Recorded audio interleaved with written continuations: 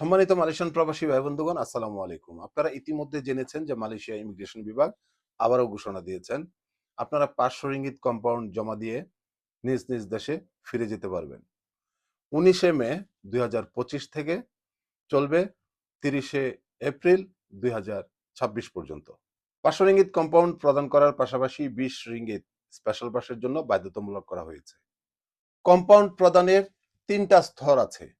যারা অবৈধভাবে প্রবেশ করেছে মালয়েশিয়াতে তাদের জন্য ৫০০ রিঙ্গিত কম্পাউন্ড, যারা ওভারস্টে করেছে তাদের জন্য ৫০০ রিঙ্গিত কম্পাউন্ড এবং ৩০০ রিঙ্গিত কম্পাউন্ড যারা নাকি এই মালয়েশিয়া প্রবেশের যে শর্ত দিয়েছিল শর্ত ভঙ্গ করেছে। মালয়েশিয়ার ইমিগ্রেশন বিভাগ যে সুযোগ দিয়েছেন তা হচ্ছে যারা অবৈধ প্রবেশ করেছে বা ওভারস্টে করেছে, যেসব শিশু ১৮ বছরের নিচে, তাদেরকে কোনো রকম কম্পাউন্ড প্রদান করতে হবে না। বিনা কম্পাউন্ড প্রদান করে তারা প্রত্যাবর্তন করতে পারবে। এখন আপনাদেরকে জানাচ্ছি কারা কারা এই প্রোগ্রামে স্পেশাল পাস নিয়ে দেশে ফিরে যেতে পারবেন না। বিগত সময়ে মালয়েশিয়া সরকার যখন এই স্পেশাল পাসের সুযোগ দিয়েছিল, আপনারা যারা নিবন্ধন করেছিলেন এবং ফিরে যাননি, তারা এই বছর নিবন্ধন করে স্পেশাল পাস নিয়ে দেশে ফিরে যেতে পারবেন না। যারা অলরেডি সাজাপ্রাপ্ত তারা যেতে পারবেন না।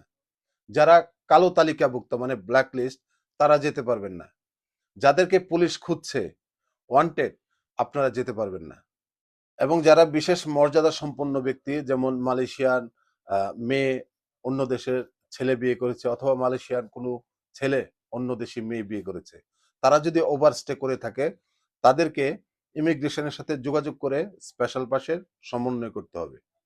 আপনাদেরকে বুঝতে হবে, মালয়েশিয়া হোম মিনিস্টার যখন এই বছরকে ২০২৫ সালকে ইয়ার অফ দ্য এনফোর্সমেন্ট ঘোষণা করেছে, তার মানে কি পরিমাণ অভিযান চলবে।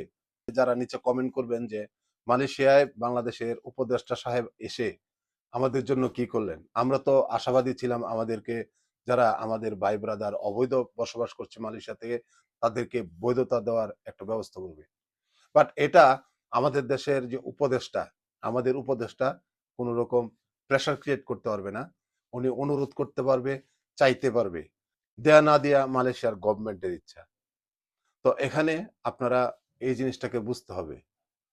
এবং সবশেষ আপনাদেরকে বলবো, যারা স্পেশাল বাস নিয়ে দেশে ফিরে যেতে চাইছেন, আপনারা দেরি করবেন না। শেষ সময় যে ঠেলা ধাক্কাধাক্কি না করে আপনারা এখনই যাওয়ার জন্য প্রিপারেশন নেন এবং সুন্দরভাবে প্রত্যাবর্তন করুন। সবাই ভালো থাকবেন।